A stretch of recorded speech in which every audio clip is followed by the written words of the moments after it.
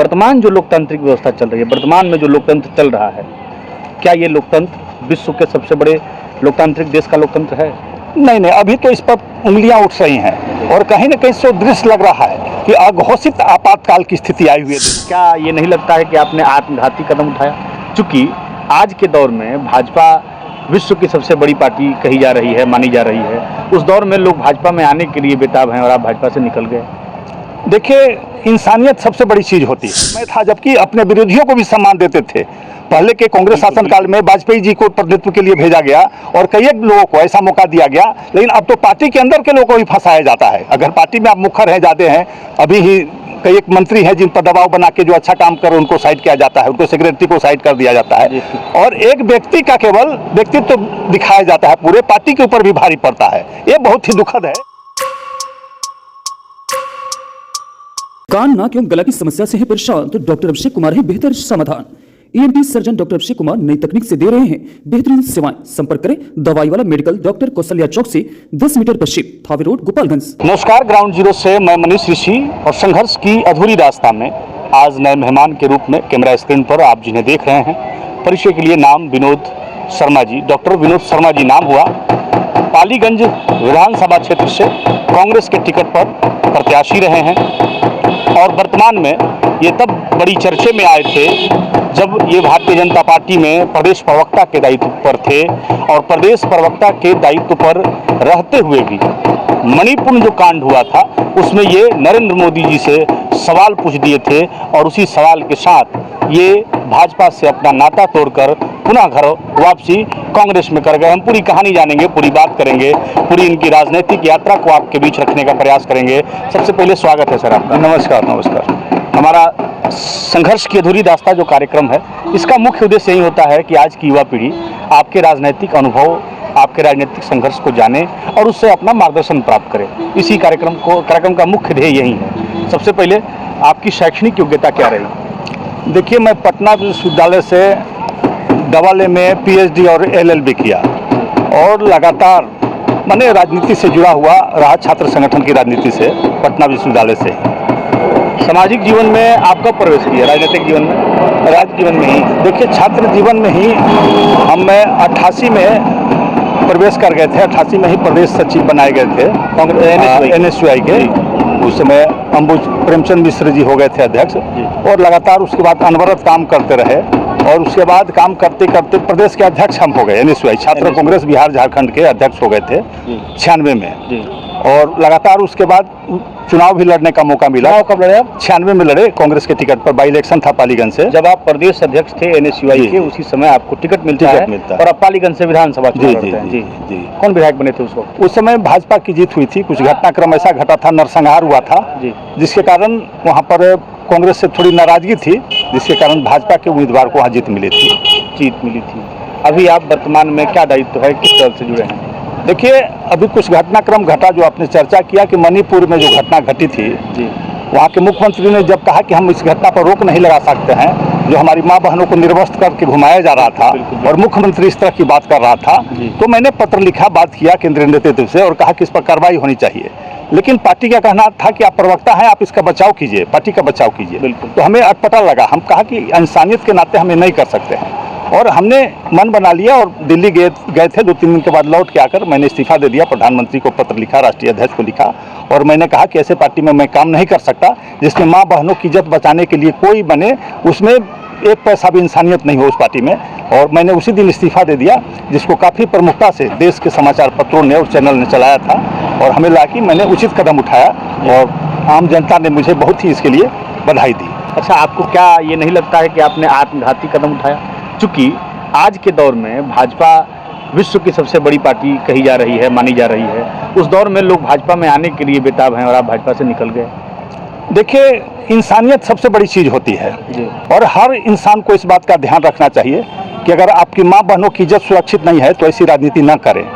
ऐसा झूठा राष्ट्र प्रेम की बात करते हों, देश प्रेम की बात करते हों और एक तरफ कल ही घटना जो घटी है आदरणीय प्रधानमंत्री जी फूल बारिश करवा रहे हैं। एक तरफ हमारे 3 जवान शहीद हुए हैं, चित्कार हो रहा है उनके घर में, और दूसरी तरफ फूल बारिश हो रही है, गुलाब के फूल वहाँ के नेता। कितनी शर्मनाक स्थिति है। तो ऐसी राजनीति मैं नहीं कर सकता। कुछ लोग होते हैं जिनके पास निर्लजता होती है, जो सारी सीमाओं को लांघ कर राजनीति करते हैं, लेकिन कुछ इंसान होते हैं जो सारी बातों को ध्यान में रख कर राजनीति करते हैं। तो मैंने इसको ध्यान में रख करके भाजपा को छोड़ा। 1996 में आप चुनाव लड़े, उसके बाद कोई चुनाव क्यों नहीं लड़ा?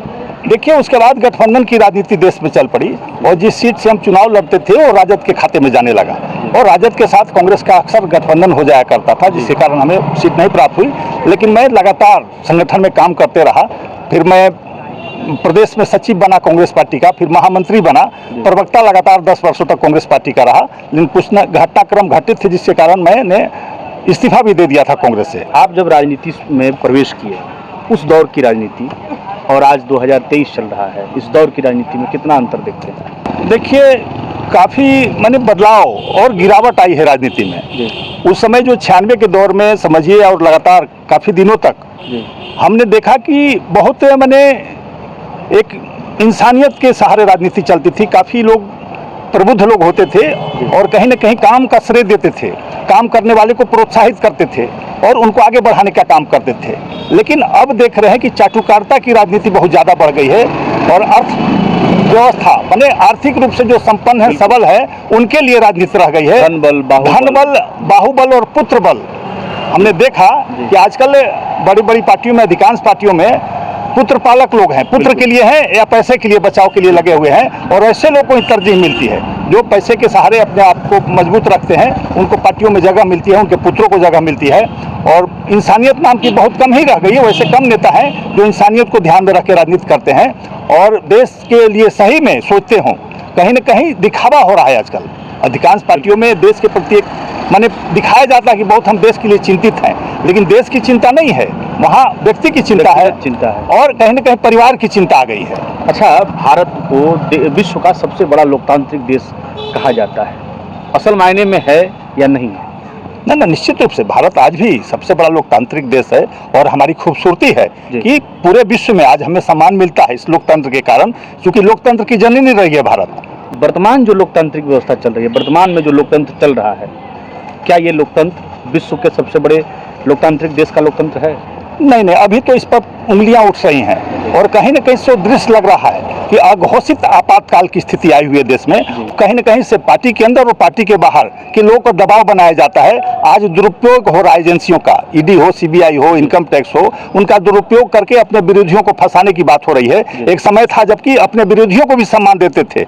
पहले के कांग्रेस शासनकाल में वाजपेयी जी को प्रतिनिधित्व के लिए भेजा गया और कई एक लोगों को ऐसा मौका दिया गया, लेकिन अब तो पार्टी के अंदर के लोगों को ही फंसाया जाता है। अगर पार्टी में आप मुखर हैं, जाते हैं, अभी ही कई एक मंत्री हैं जिन पर दबाव बना के जो अच्छा काम करे उनको साइड किया जाता है, उनको सेक्रेटरी को साइड कर दिया जाता है, और एक व्यक्ति का केवल व्यक्तित्व दिखाया जाता है, पूरे पार्टी के ऊपर भी भारी पड़ता है। ये बहुत ही दुखद है कि पार्टी से ऊपर कोई व्यक्ति हो जाए। क्या लगता है, इसमें सुधार होने की कोई संभावना आपको दिख रही है कि नहीं?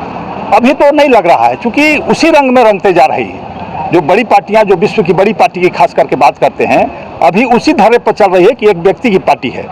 पार्टी से ऊपर पहले व्यक्ति का नाम आता है, उसका जयकार होता है, पार्टी का जयकार नहीं होता है, और लोग उसी की माने चरण वंदना में पूरी पार्टी लगी हुई है। जो अच्छे लोग हैं, मुखर लोग हैं, कहीं ना कहीं साइड हो रहे हैं, उनको दरकिनार किया जा रहा है। बिल्कुल। एक आखिरी सवाल लेके आपसे कि आप अपने अनुभव के आधार पर आज जो युवा पीढ़ी बड़ी संख्या में राजनीति में प्रवेश कर रही है, उनको क्या संदेश देना चाहेंगे? देखिए, युवाओं को निश्चित रूप से, हमारे साथ पहले भी लोग आते थे युवा, हम किसी पार्टी में रहे हों, हम उन्हें जरूर सुझाव दिए कि अपने आप को संबल बनाओ, अपने आप को पहले मजबूत बनाओ, तब राजनीति के लिए सोचो। क्योंकि पहले वाला युग नहीं रहा कि आप राजनीति में आए और आपको मौका मिलेगा, या आपका कोई नहीं है तो भी मौका मिलेगा।